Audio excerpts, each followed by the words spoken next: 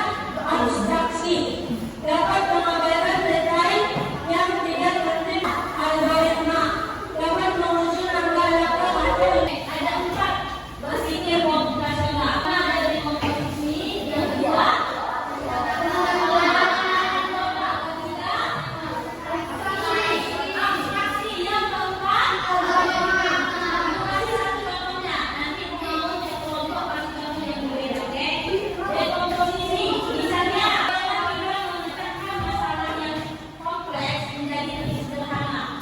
Misalnya ibu mau merayakan ulang tahun, ibu mau nyiapin apa ya? Yang pertama apa nih? Tempatnya, kue ulang tahunnya, jumlah undangannya, ya kan? Jadi lihat dekorasinya. Dan yang pertama ibu bingung, mau nyiapin ulang tahun di kafe, bingung itu kan, masalahnya kompleks kan. Jadi dengan kita berpikir dekomposisi, kita pecahkan masalah kompleks itu jadi yang lebih kecil. Gimana untuk menyelesaikan supaya ibu bisa terwujud suksesnya ulang tahun ibu? Berarti ibu harus cari tempat, berapa jumlah undangannya, terus bagaimana ulang tahunnya, apalagi dekorasinya bagaimana. Itu cara kita komposisi. Bagaimana kita memecahkan masalah yang terlihat sulit-sulit masalahnya menjadi yang lebih sederhana. Yang kedua, pengenalan pola. Ini mencari kesamaan atau pola dalam masalah yang berbeda. Misalnya tadi yang kayak pelajaran matematika. Bingung ini untuk memastikan, aduh banyak kali pelajaran kami setiap hari 3. Cara kalian mengingatnya, coba kenalin polanya. Matematika hari apa aja? Senin, Rabu, oke. Bahasa Indonesia hari apa aja? Dengan kalian mengenali pola itu, kalian bisa mengingat nanti jadwal keseluruhannya dengan cepat. Itu pengenalan pola. Atau gini, kalian pernah nggak belajar matematika? Ibu begini, lagi 3, lingkaran, lembaga. Berarti sebelah sini apa namanya? Segitiga. Bangunnya ada 3 aja. Bangunnya ada segitiga, lingkaran, dan layang. Nanti yang berikutnya ulang lagi segitiga berikutnya, lingkaran berikutnya. Itu namanya pengenalan pola. Berikutnya abstraksi. Ini mengabaikan detail yang nggak penting dan fokus pada informasi kunci. Misalnya gini, aku adalah sebuah benda yang digunakan manusia untuk duduk. Benda apa kak? Kursi. Kalian pasti mikirin satu hal kan?